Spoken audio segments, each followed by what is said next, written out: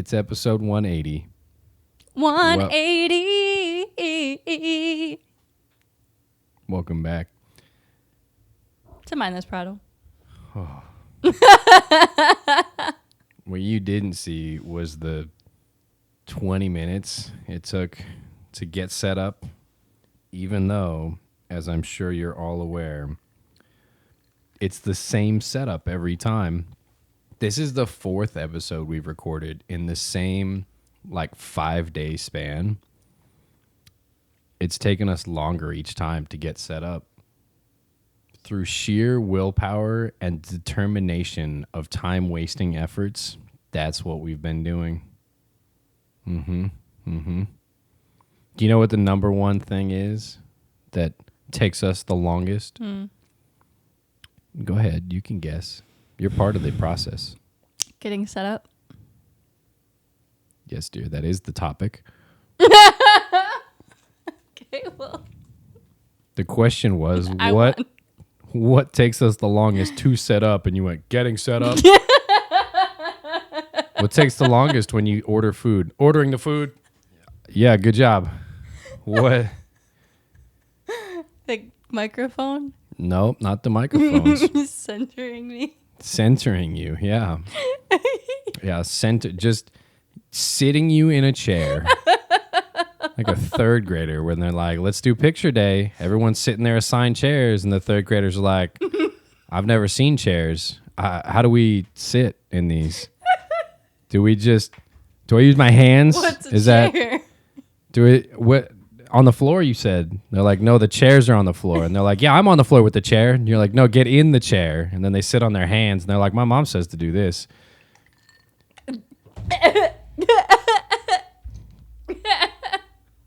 Yeah. Isn't that one of my notes? Yeah, I bet it did. You chose a weird time to try and drink. Woo. It's been not even 4 minutes. Dude, I don't know. That was unfortunate. So yes, it takes a minute to direct someone on how to sit in a chair. Being a director is a full-time job. Yeah, I've noticed. Oh, you said you had some topics prepared for this episode. What do you have in mind? You know what's funny? I realized all the topics I thought about, besides one, are about animals, right? So have you heard about the newly discovered species of shark that was found off the coast of Papua New Guinea? No. What is it?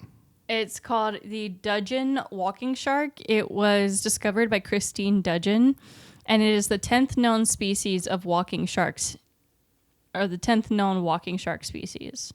Yeah, that means the same thing. And it was announced in June 2026. What? Now, when you say walking, do you mean that I have to be afraid when I'm dry as well? Or just when I'm wet? Well, the walking means that they glide through the reefs, basically. Why are they not gliding sharks? Which part of walking? Do they swim in a weird way that makes it look more like they're walking? Yeah, I think so. Do they swim like this? You know what I mean? Vertically? They're small bottom-dwelling sharks that walk across the seafloor using their fins that look like feet. Okay, the first part of that didn't explain anything to me. Their fins look like feet, and they just kind of push off the ground. They basically drag themselves across the seafloor with their muscular fins. It's not the same as walking, but for fish it might as well be. I feel like it is the same as walking. Because if you were on the seafloor, you would be using your muscles to push off the seafloor, but you're not just going to push off to the next step. You're going to push off and jump a little bit because you're in water. Mm-hmm.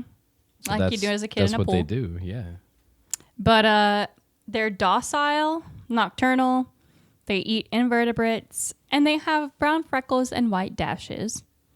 It's such a limited range that it lives in let's see, like I said, after the southeast Papua New Guinea, and So it might be more vulnerable to habitat loss and climate change, which I feel like that is often the case with like animals that take a while to be discovered, you know? Mm-hmm. So I thought that was cool though. Yeah, I didn't know walking sharks were a thing. Now you do. I guess if I'm not on the seafloor, I don't have a reason to go tell your friends. Afraid, I guess. Walking sharks. Yeah. I asked this question today at work and then immediately ridiculed for it. So, do you put deodorant on before or after your shirt? Both. It depends on the day. You got to have a main. You got to have a preference. After. After? Why after? Because I hate having to like get it on carefully it doesn't, like the deodorant doesn't wipe off. But that depends. Sometimes it's before, because sometimes I just don't get dressed and I just do my makeup like half naked. Mm-hmm. So I put deodorant on and then I get dressed. See, I thought this was interesting because all, if not most of the males in my office said before and most of the females said after, for pretty much the same reason of they would put it on, and then if they put it on before the shirt, then it would get all over like the sides of the shirt. And every guy was like, that doesn't make any fucking sense. Like, why wouldn't you just let it dry before you put a shirt on? It's crazy. But I do like the method of just reaching under my shirt. Like, do you go under the shirt? That was my next question. Yeah. Like after you have the shirt on, because some of them said they go through the collar, and some said they go through like the arms, and then some said they went up under the shirt. Yeah, I mean, I guess it depends on like the type of shirt, but most of the time the collars are too tight for me to like comfortably do this. So like I would go up under. I go up under too, just because like it's easier if I have a shirt on beforehand. Mm-hmm. Like I usually put on deodorant and then a shirt, but I also get like ready in the morning. Like I'll shave and brush my teeth and everything without a shirt on. So like the deodorant has time to dry. Really? So long as you're putting deodorant on, I consider it a win. But then I also led into this next question with why are they buying cheap deodorant that smears? And that's when they said that it's not necessarily cheap versus expensive. They were telling me that men's deodorant dries faster than women's deodorant, to which I countered with, you're an adult, buy whatever deodorant you want. You could just buy men's deodorant that dries quicker and then put it on. Also, no, that isn't, no. Men's doesn't dry faster than women's. I didn't say it did. They said that. No, I know. There's just, it depends on what type of deodorant you use. So like, sometimes I just use regular like stick deodorant, and that is kind of powdery. So I feel like it comes, like it'll rub off all day long. Yep. But when I use my antiperspirant, yeah, it'll rub off when I like first put it on, but it dries down and then it's good for like 2 days, you know? So I think it depends on the type of deodorant or antiperspirant they're using. Like if it's like the powder kind, the liquid kind. I've just never had the issue of like putting on deodorant and then my shirt taking the hit for it and being like, oh no, not deodorant. Yeah, I mean, my shirts have accents in this scenario, but besides that, you have gotten deodorant on your shirt before though. Yeah, but a lot of that's like in the armpits, and it's like from when I'm sweating throughout the day, yeah, and then it'll stain there. They're talking about like there were stains like down the side of their shirts. I'm like, that's what I'm never talking had about. That. You had that one time in high school. And I remember because you and I like had a little bonding moment because I had like a little deodorant streak on my shirt and then you had a little deodorant streak on your shirt. Did I don't even remember. Yeah, it was like sophomore year and we were both like, hey. I was a victim in high school. Turns out my coworkers were right years ago, but now they're wrong, so it's fine. But generally, like I said, so long as you're wearing deodorant, a win is a win. They also asked me if what I thought about the Cars universe. Do they need life insurance or car insurance? I told them those are two different things. Like car insurance and health insurance, I feel like would be the same thing in that universe, but life insurance is if you die. Yeah. So that should be. So like life insurance would be like the same thing as like your totaled car insurance. Yeah. So here's what I'm looking at though is, in that universe, would it be health insurance or car insurance? I think it would just be car insurance. I don't think like it would be health insurance. Why? Because like to them it would be the same thing. Like to them in the Cars universe, it is your health insurance. Do they ever use the word car in their universe? I don't think so, actually. I think they just call each other by their model, though. I'm looking it up. Maybe I'm wrong. They might say like car or truck or something like that. I'm not sure. I just thought it was interesting. The word car does show up in the Cars universe, but characters rarely use it to refer to themselves. Instead of using the word generally, they identify by specific makes, models, or types, like a race car or a tow truck. The word is a normal part of their vocabulary and is heavily used in movie titles and official descriptions. Well, yeah, outside the universe. They also appear in subtle background Easter eggs, like the Apple car at the start of the first film honoring the former Pixar CEO Steve Jobs. I didn't know Steve Jobs was the Pixar CEO. I didn't know that either. It's interesting. It's kind of strange. So we never got really an answer on that because we kind of caveated on how disturbing tow trucks are in that universe. How so? And so imagine this. All right, I'm going to put you in this scenario.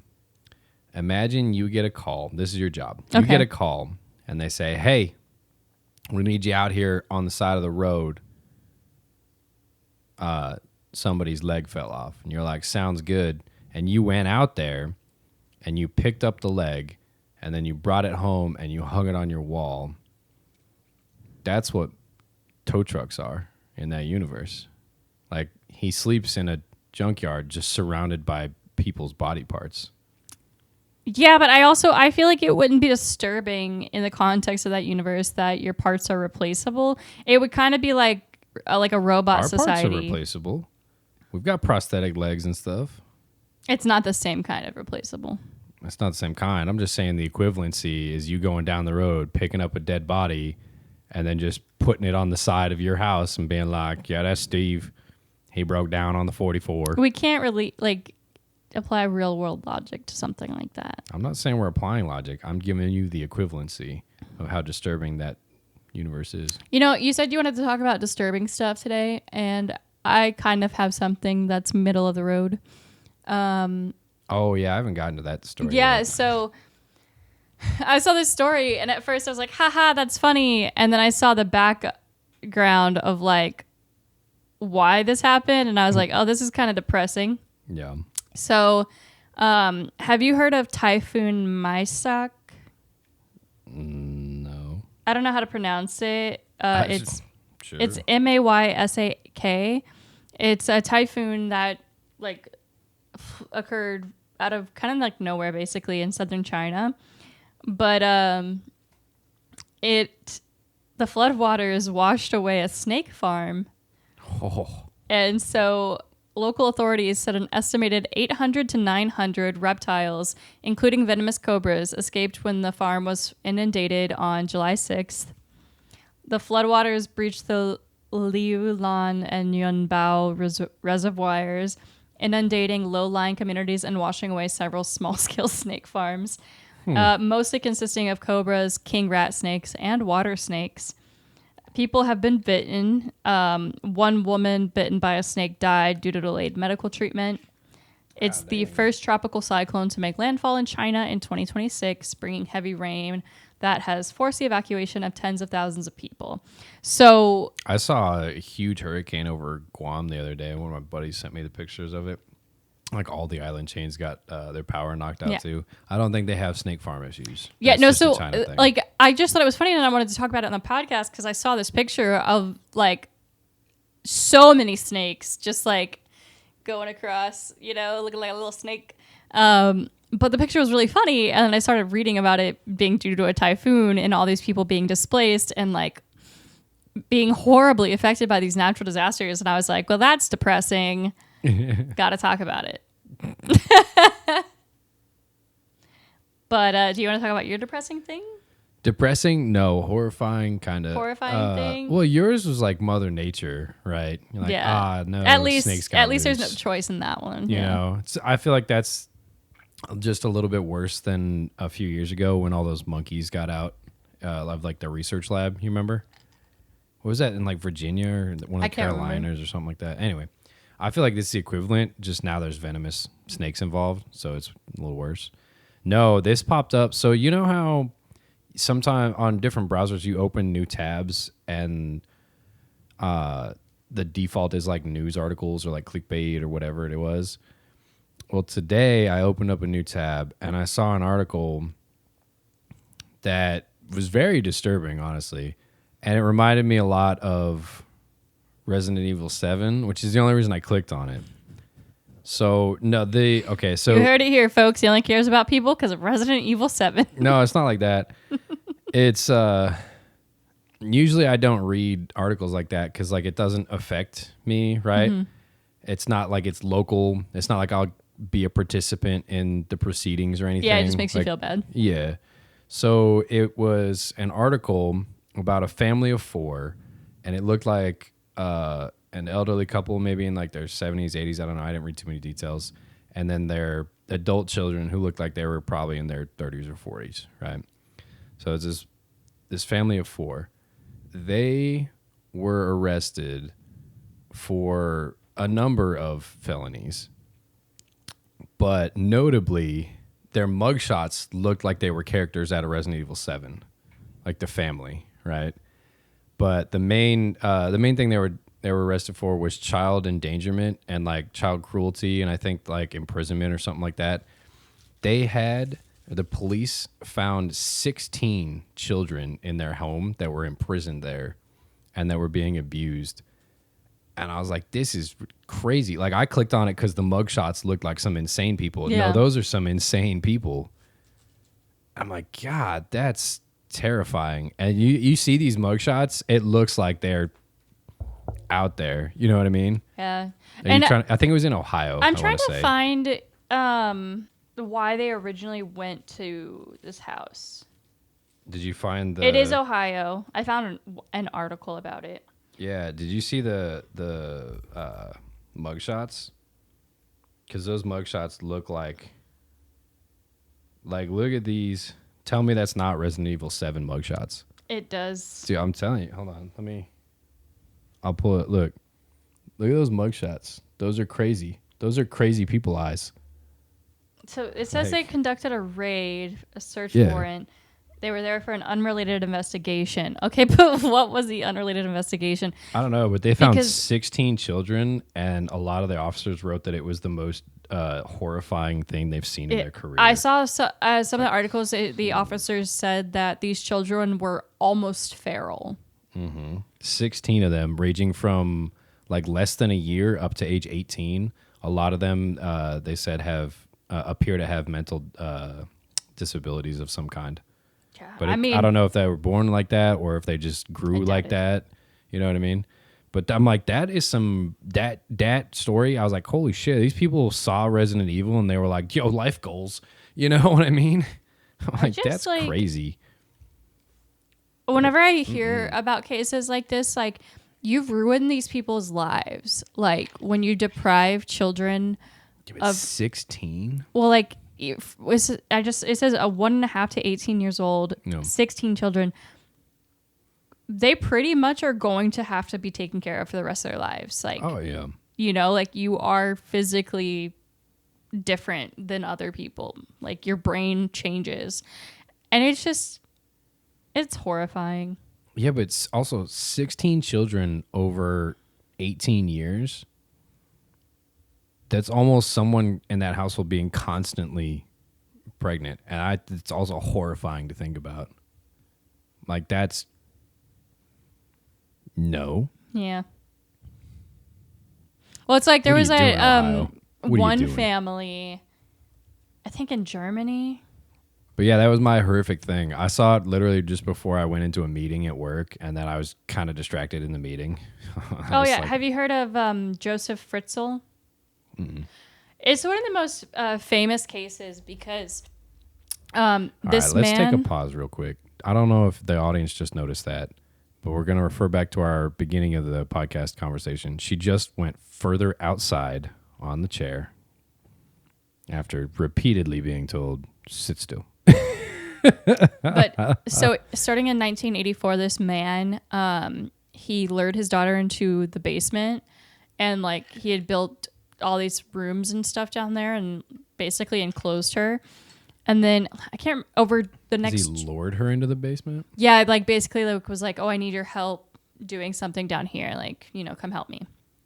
How old was the kid? She was 18 at the time. Oh, and okay. so when I've heard people talk about this story before, like on true crime and stuff, they talk about how he did this because when she was 18, she was like, I'm going to leave. Like, I don't have to be with my shitty, terrible family anymore. Yeah, you don't tell them until after you leave. Yeah.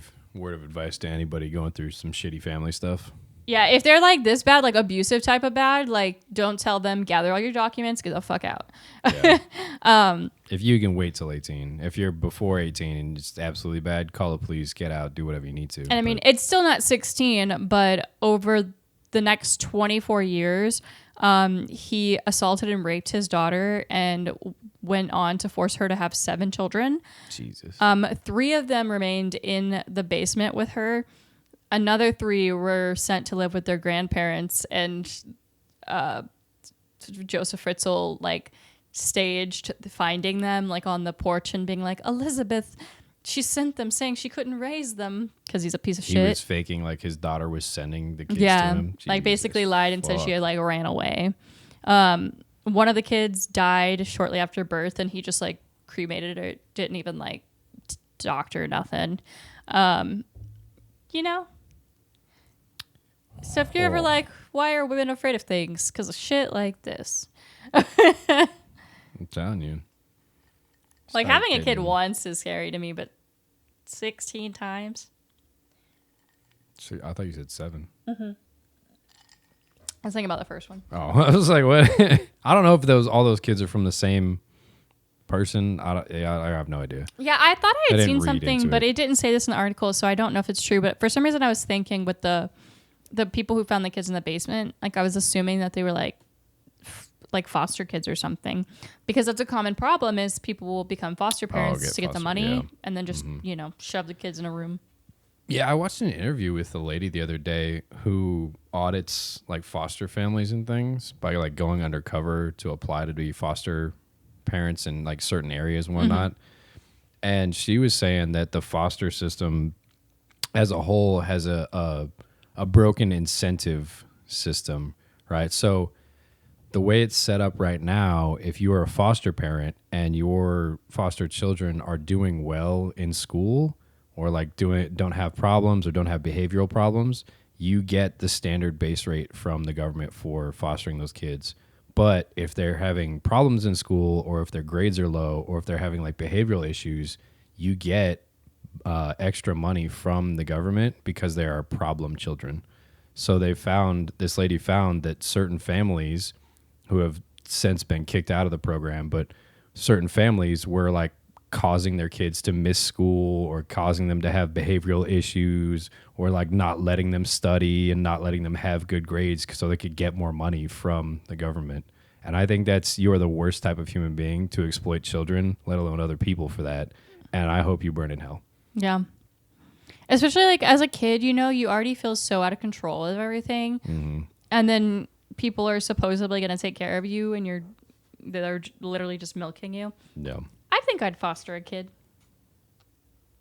Yeah. Well, and that was the other part too, is that she was saying like there's less incentive for having better, like good children.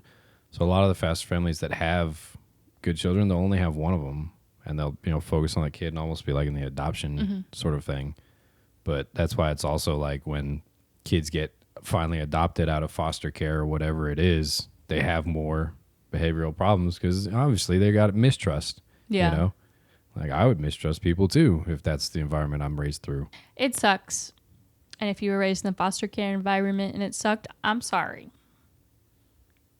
I keep getting... At least I got to deal with my own family being shitty, not someone else's. Dude, I keep getting these like comeuppance stories on YouTube. I don't know why. Have you just been watching a lot of them? Or? I guess I just get drawn in, but some of them, they're just so overly fake that I'm like, I don't believe any of them have happened, right? But it's just like the classic like voiceover on YouTube. Oh, like the it's just, AI, like yeah, da da da da da da, while somebody's playing a game in the background. Yeah, like the video has nothing to do with the audio, so I'm just like, all right. But it's always these like oh, my family tried to steal my business while I was away. Little did they know that I'd already sold the business and they have no stake in it. And then there's just like a little entertaining story, which I'm like, oh, that was fun. But it obviously doesn't happen. But then some of them, like I'll listen to, and I'm like, this isn't how any of this works. I don't it's too far gone into the realm of like I don't care. Have you been on Reddit and seen that response some people have, where it's like, out of all the things that have ever not happened, this one didn't happen the most. I've seen that. Do you follow that? That it's called That Never Happened or That Didn't Happen, something like that? No, I haven't. And then there's another one called Nothing Ever Happens. That's fun. I'm always surprised when I see like very specific like niche subreddits for some reason. Like I just don't know that they exist. And then I'll see a picture pop up and I'm like, what is this from? And they're like, oh yeah, it's from the subreddit like Jason Momoa smiles half backwards on the Tuesday. And you're like, oh, what? are you in I'm like, how are these? Of course, that's a subreddit. No, I'm not. Oh yeah, it's dedicated to the subreddits like that where it's just like, what the hell is this? I saw a thread the other day that was what are your not safe for work subreddits that are actually wholesome, but the name is like they'll throw you off. And I found a good one. It's about cats that are stuck in tight places. You can guess the name of the subreddit. I'm not going to say it because I'm a professional, but it's not for children or for work. I'll tell you that. I follow one subreddit that's, I believe it's called Chairs Underwater. That's cool. It's literally just chairs submerged underwater. But there's a rule on the subreddit where if it's only partially submerged, like if it's like a little bit out of the water, it has to be marked NSFW. It's a slutty chair. The part that's not wet. I've followed it for years. It's the best. I'll show you later. Yeah. And I like subreddits like that where everybody takes the premise really seriously. Like, have you seen Never Broke a Bone? Yeah. Yeah, I love that shit. And anytime they'll do background checks on people, man. If you try and like post in there, I saw somebody post in there about like their experience or something like, oh, I got close. And they posted like an x-ray or a review or something. And the comment section just tore them apart. It was like, nah, we see the fracture in that bone. You're out of here. And like took down the whole I was like, okay, my bad. They're like, you weak boned little bitch. Yeah. Or also some people will be like, oh, I have like bone cancer. Does that mean I can't be here? And they're like, no, man, that means that your bones were so strong that only cancer could take them out. You're good. Like, you're good. What's that disease where like you have extra bones that grow? There's one that like your bones harden and they grow in between your like joints, like your tendons and things turn to bone. So you just slowly like stop losing, control or like movement, I guess, not control. I don't know what it's called though. It is called osteo something. Fibrodysplasia ossificans progressiva. All right, that was close. That's the one where your muscles and soft tissue slowly turn into bone. Yep. Osteoporosis causes your bones to grow overly dense and thick. Girl, microphone, please. And then there's bone spurs, of course. Everybody's familiar with that. Like, I don't know what we need to do to get you to stay behind the microphone. I don't like talking about something in front of my mouth. It feels weird. You're in the wrong business.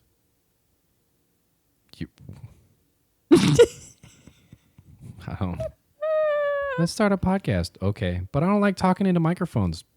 All right. Wasn't it your idea to start a podcast? No, that was yours. I don't know. And I set it up, but whatever. Also, did you see that elephants are forcing themselves to undergo evolution faster? So Asian elephants are stopping having tusks because, people have been poaching them for their tusks for so long. It makes sense. So now they're being born without them. And everybody was like, damn, we fucked nature up so much that it was just like, we're done with tusks. Tusks are out. There's no benefit for them except for defense, but most of them are so protected by humans with guns that like, why would you need to continue to have tusks? So it makes sense. Yeah, and they're big enough that it's like they can trample most anything. Like, I Yeah. feel like tusks were really great when there were a lot of other large animals that would attack you. I mean, you can use them to get rid of small animals too. Not even small animals, just medium animals. Like alligators, Fuck them. crocodiles. Fuck them. I don't know. Okay. Your cat's confused on She does what's seem very happening. confused. She It's just so funny when she's like, I don't know how to. hang on. For the audience, she She- just went like, whoo. And She bent stepped on the underneath. mixer and muted your mic for a second. Oh, did she? Yeah, I unmuted you. You're fine. Yeah. The cat just Just a like took the weirdest path to go under the microphone. I mean, all right. That's all for me.